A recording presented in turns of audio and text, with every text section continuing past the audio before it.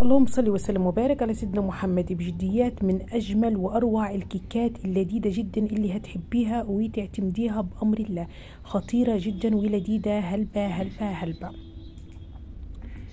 أول حاجة تاخدي البولة متاعتك وتنزلي عليها ب4 بيضات بدرجة حرارة المطبخ، وهننزل عليها بكوب وربع من السكر. هذا الكوب الأول وهذا الربع الثاني. ولنجاح الكيكة متاعتك نفس كوب المعياري اللي بتستخدميه في كل المقادير. ونزلت عليهم بربع كوب من الزيت، ربع كوب من الزيت نوعه كويس.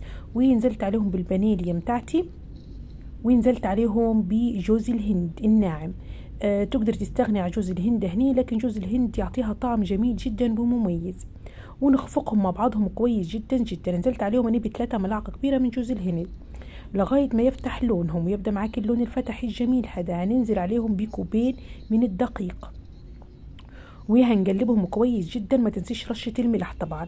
بعد ما قلبتهم كويس بالشكل هذا طبعا هناخد كوب من الحليب السخن المغلي، بنديروها بحليب مغلي المرة هذه. وهننزل عليها بملعقتين صغيرين من الزبدة، وهنغليهم على النار لغاية ما نتحصل على درجة الغليان. وهننزل عليهم طول على الخليط متاعي، وهنبدأ نقلب بسرعة. ما تخافيش، مش هتتكتل معاكي ولا اي حاجة، وطعمها جميل جدا جدا. تقلبي بسرعة بسرعة. في الوقت هذا هننزل عليها بملعقة كبيرة من البيكنج باودر وملعقة صغيرة من الكربوناتو، ملعقة صغيرة ما تعبيهاش من الكربوناتو. وهنقلب تقليبة على السريع، وهنحطها في الطاجين متاعي.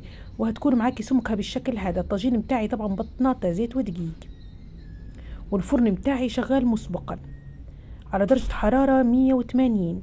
هنحطها في الرف الوسطاني. طبعا نزلت بالخليط في الطاجين، وبعدين الصغار قالوا لي يا ماما نبوا فيها كاكاو شوكولاتة. نزلت عليهم ب3 ملاعق صغيرين من الكاكاو، وعندي يعني خليت اقل من كوب. ونزلت عليها بالشكل هذا، كان شكل عشوائي.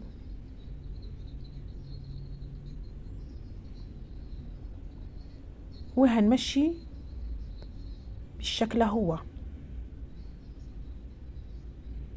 باش الخليط الكاكاو يدخل جواها. وهندخلها الفرن من غير ما نولع عليها من فوق. هتقعد معاكي في الفرن ساعة الا ربع. بعد ساعة الا ربع تفتحي الفرن متاعك وتختبريها بس. وطلعناها وكانت ما شاء الله عليها باينه ان هي رطبه وجميله. بجديات هشه جدا، لازم تجربوها. بالحليب المغلي طعمها حاجه تانية. وهذه كانت النتيجه، وصحتين.